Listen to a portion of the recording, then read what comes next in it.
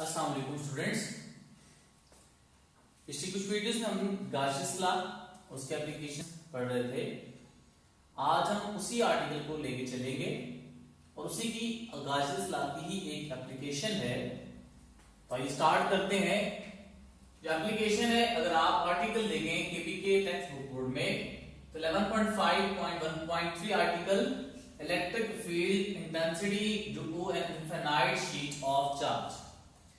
Electric field intensity आपने find out करनी है और आपने उसके लिए कंसीडरेशन क्या की हुई है कि एक इनफाइनाइट शीट ली हुई है जिसके ऊपर चार्ज को यूनिफॉर्मली डिस्ट्रीब्यूट किया हुआ है।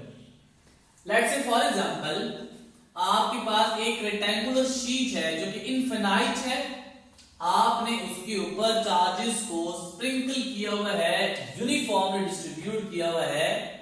लेट्स से जो चार्ज आपने डिस्ट्रीब्यूट किया हुआ है उसकी पोलैरिटी जो है वो आपके पास क्या है, पॉजिटिव है।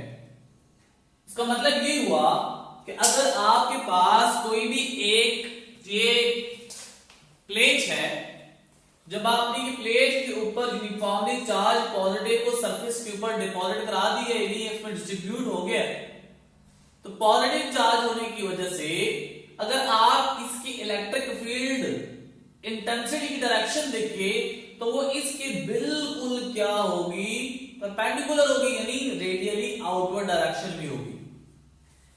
पहली बात जो आपने नोट की हुई है कि इलेक्ट्रिक फील्ड इंटेंसिटी की डायरेक्शन है वो आपके पास क्या है, रेडियली आउटवर्ड डायरेक्शन में है। और सेकंड इंपॉर्टेंट बात क्या है कि इसके ऊपर आपने पॉजिटिव चार्ज को यूनिफॉर्मली क्या किया हुआ है, डिस्ट्रीब्यूट किया हुआ है। अब हम इस कैलकुलेशन करेंगे कि इसके अकॉर्डिंग हमारे पास फ्लक्स की वैल्यूज क्या क्या आएगी और फ्लक्स को हम फाइंड आउट करेंगे बाय यूजिंग गाशियस लॉ। तो बेटा जिस तरह पिछले लेक्चर में आपने एप्लीकेशन पढ़ी थी उसमें आपने सबसे पहला काम क्या किया था कि गाशियन सरफेस को आपने कंसीडर किया था। यहां पे भी गाशियन सरफेस को आप कंसीडर करेंगे, लेकिन कुछ इस तरह कंसीडर करेंगे कि उसकी जो शेप है वो सिलेंड्रिकल शेप हो और वो उस तरह हो कि आपका एक एंड वो पॉइंट लोकेट करना चाहे जिसपे हम इलेक्ट्रिक फील्ड इंटेंसिटी को फाइंड आउट करना चाहते हैं। लेट्स से इस पॉइंट के ऊपर आपने इलेक्ट्रिक फील्ड इंटेंसिटी को क्या करना है, फाइंड आउट करना है। और आपने गाशियन सरफेस एक सिलेंडर शेप इसमें कंसीडर कर ली है जो कि आपके पास ये कंप्लीट आपके पास एक गाशियन सरफेस है। तो जिस तरह बेटा ये मार्कर आपके पास है तो मार्कर की तरह ये सिलेंड्रिकल शेप है। अगर आप इसको इसी तरह थोड़ा सा इमेजिन करें तो आप देखेंगे कि इस मार्कर के दो पार्ट्स हम कर सकते हैं।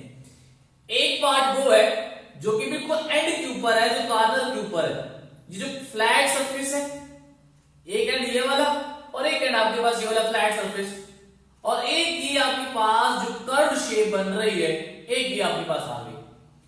इसका मतलब क्या हुआ कि जो गाशियन सरफेस आपने सिलेंड्रिकल शेप की यहां पे कंसीडर की है, हर फ्लैट सरफेस और जो आपके पास ये फ्लैट सरफेस है और ये आपके पास क्या है, कर्व सरफेस है, तो आपको कर्व सरफेस के करस्पॉन्डिंग फ्लक्स अलग मिलेगा आपको और अलग कैलकुलेट करेंगे।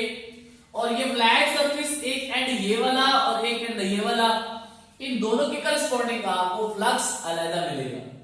तो मतलब कि Gaussian surface is equals to flat surface जो कि कॉर्नर एंड में plus flux to a curved surface जो कि आपका ये बनता है।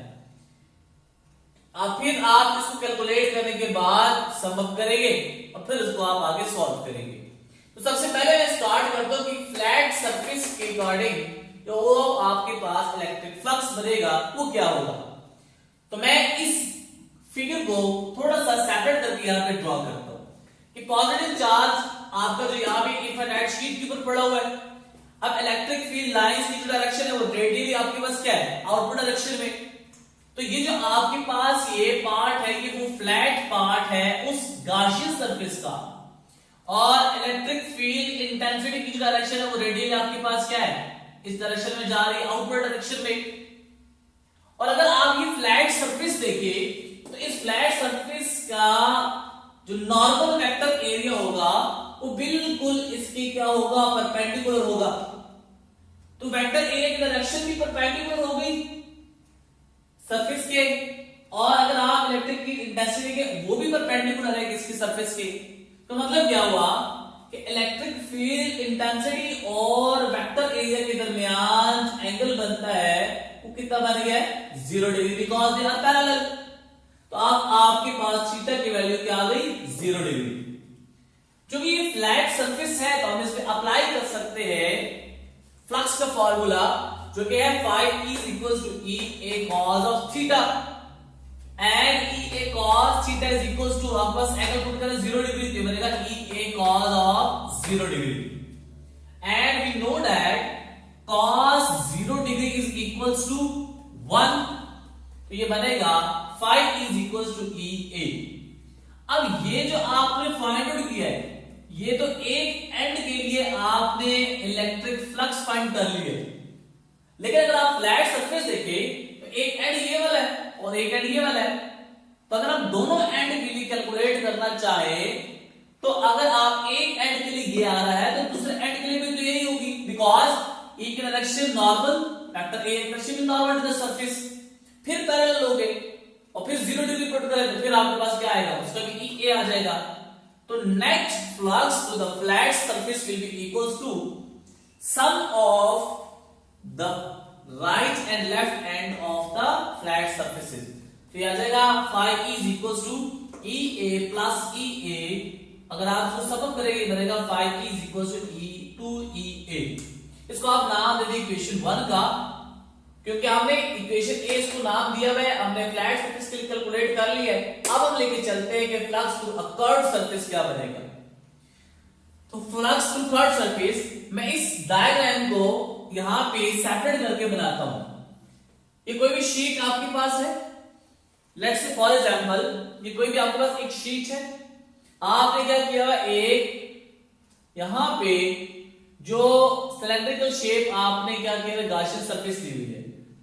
अब देखिए जरा, इधर से नॉर्मल डायरेक्शन में आपके पास क्या आ रहा है, ये आपके पास इलेक्ट्रिक फील्ड इंटेंसिटी की डायरेक्शन बन रही है।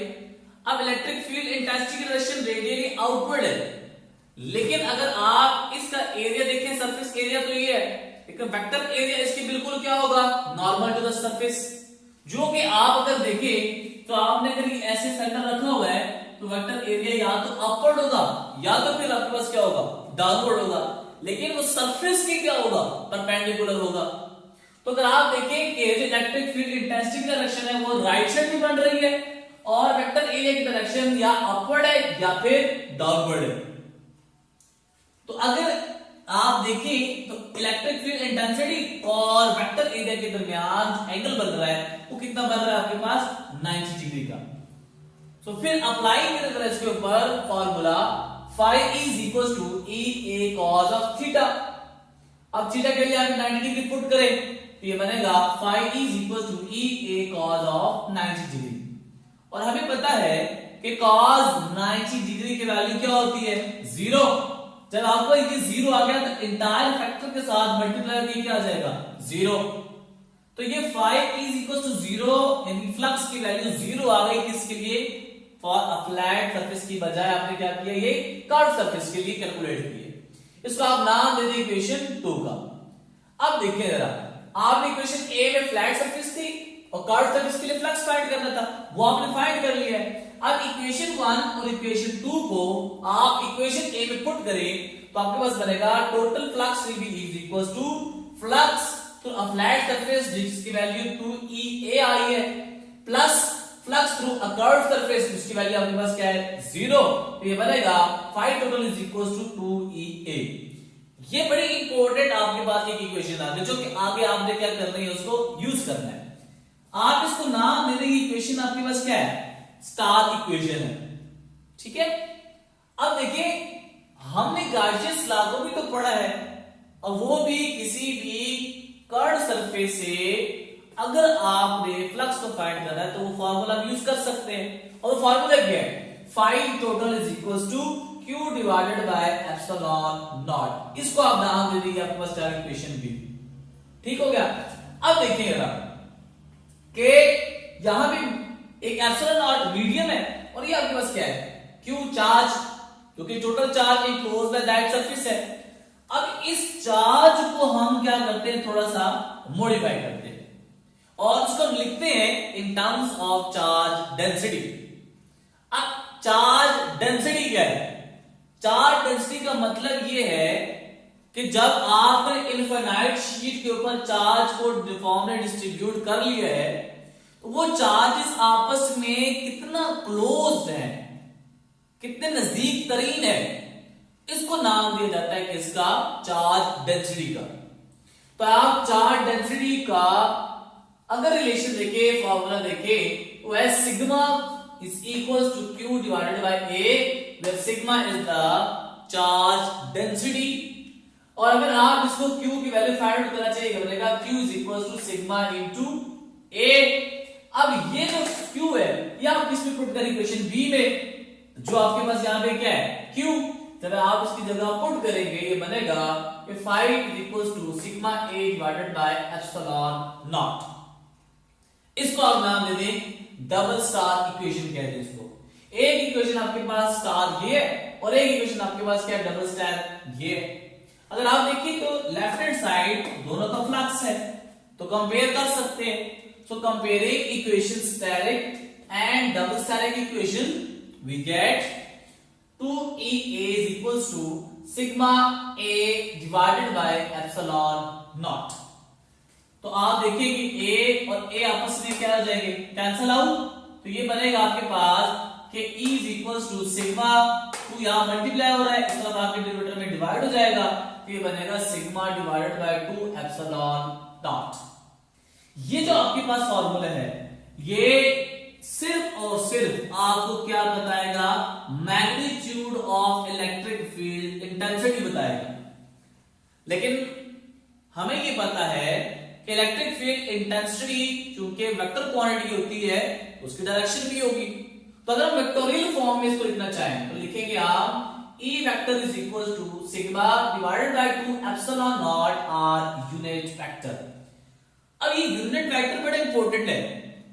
यूनिट वेक्टर क्या शो कर रहा है कि वो एक तो शो कर रहा है direction of the electric field intensity की, और उसकी डायरेक्शन किधर है? Away from the infinite sheet. Because क्योंकि ये इनफाइनाइट शीट के ऊपर आपने चार्ज कौन सा डिस्ट्रीब्यूट किया था? पॉजिटिव। तो पॉजिटिव से इलेक्ट्रिक फील्ड इंटेंसिटी की जो डायरेक्शन है वो रेडियली आपके पास क्या होगी? आउटवर्ड होगी, यानी अवे फ्रॉम द शीट होगी। लेकिन अगर आप यहां पे नेगेटिव चार्ज को डिस्ट्रीब्यूट कर देते तो उस टाइम पे direction of electric field intensity will be towards the sheet, क्योंकि नेगेटिव चार्जेस अगर आप कंसीडर करते हैं तो उसमें electric field lines radially inward direction में आपके पास होती हैं। तो ये था आपके पास इलेक्ट्रिक फ्लक्स और ये हमने फाइंड किया इनफाइनाइट शीट के लिए, जो कि एक एप्लीकेशन थी गासियस लॉ की। तो अगर आप इस फॉर्मूले पे गौर करें तो देखिए बेटा वो सिग्मा के ऊपर डिपेंड कर रहा है और मीडियम के ऊपर डिपेंड किया जा रहा है। उम्मीद है आपको ये लेक्चर समझ आया होगा। कोई भी क्वेश्चन, कोई भी क्वेरी आप कमेंट में लिख सकते हैं और आप शेयर कर सकते हैं। नेक्स्ट लेक्चर में हम फिर हाजिर होऊंगा मैं एक नए आर्टिकल के साथ, जो कि इसी की एप्लीकेशन है, जो कि थर्ड और लास्ट एप्लीकेशन हम कंसीडर करेंगे। तो तब के लिए अल्लाह हाफिज।